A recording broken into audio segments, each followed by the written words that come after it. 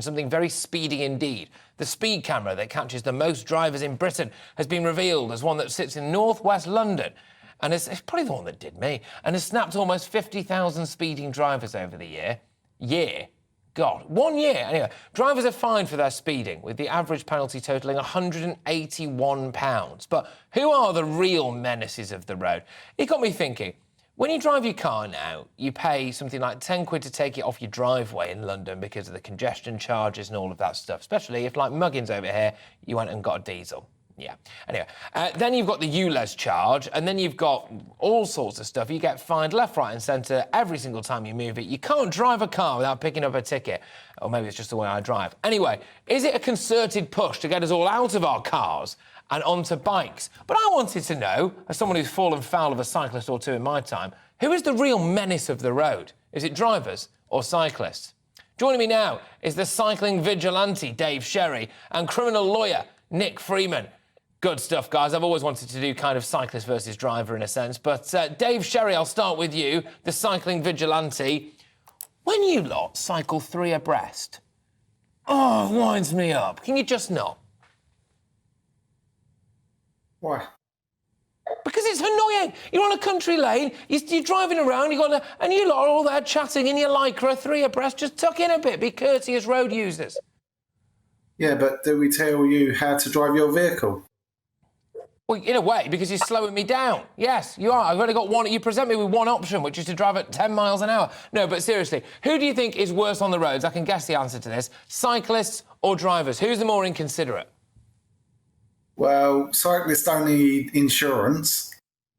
Car drivers do, because they name, kill and injure. OK, criminal lawyer Nick Freeman, I'll bring you into it now. What do you think? Do you think that that's a bit of a misconception?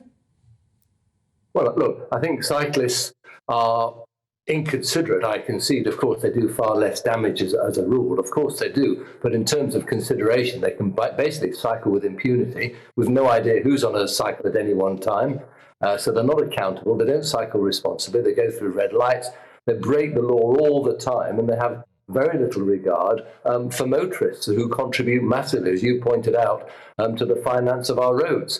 So, of course, driving in a car or a lorry or van is potentially far more dangerous, but cyclists are causing problems not only with motorists in terms of the way they drive, but of course they're not restricted by a speed limit, for example. So you get the ridiculous situation that in London cars are sitting at 20 miles an hour and cyclists are cycling at 25 miles an hour and not breaking the law. They don't have a drink drive limit. They don't have a drug drive limit. They have offences of being unfit. And the legislation that currently exists for cyclists is so out of date. So, when you have the strange scenario when someone's killed, you're bringing in very anachronistic legislation with a maximum sentence of 2 years to deal with it. Okay. So, All right, I'll bring Dave back in now, the cycling vigilante. Dave, why don't cyclists just have number plates so that when you go through a red light or you are speeding or things like that, then you can get a fine as well? Is cycling just an excuse to break the law?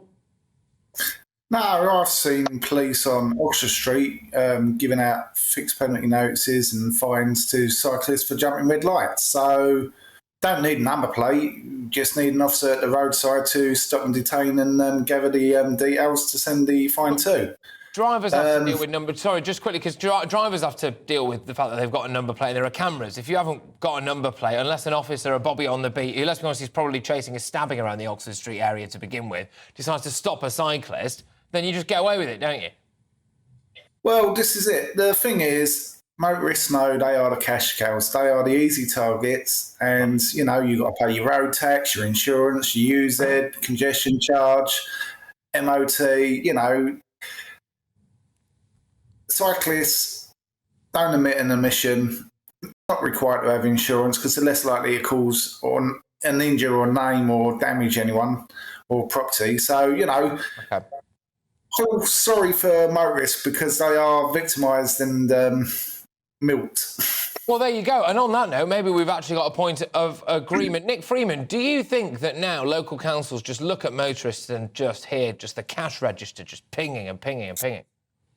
100%. There's 2 roads in London now, I think in Wandsworth, where actually, because apparently motorists have been speeding, the council have actually taken over the regulation of the speed. So what's happening is, if you get caught speeding on these two roads, the motorist gets a £135 fine. It's a PCN, so there's no criminal conviction, no endorsement, no penalty points, etc., just cash for the council. And this is the start, this is right at the beginning of a new era where council are going to see what great sources of revenue speeding motorists are. The speed limits are too slow for motorists. They're too slow in cities and they're too slow on the motorways. We need flexibility. There's no sensible approach.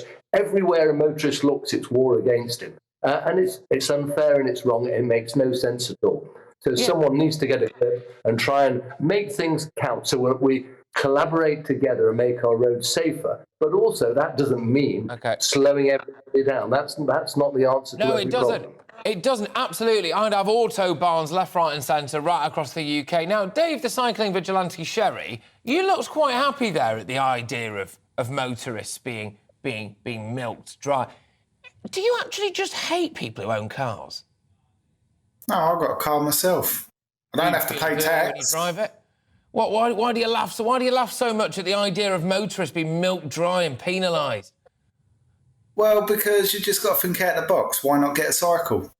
I've got an electric car. I don't have to pay visual emission duty. Yeah. It's just thinking out of the box. People want a 1.8 litre diesel or a higher performance Land Rover. Okay. You're going to have to pay. It's common sense. Stop whining about it. Get with the routine and realise that, the planet's in a bad situation at the moment and vehicles are the main number one contributory fact to greenhouse emissions and global warming. I would argue maybe China is the number one contributory factor, but I take your point. I take your point. Right, we've got a load of bikes as well, to be fair, mate. The cycling vigilante Dave Sherry, a criminal lawyer Nick Freeman, thank you very much. We got to the bottom of that one way or the other. It does look as though motorists, of course, was what we already knew, they're being rinsed absolutely dry. Is now the right time to admit that I don't know how to ride a bike?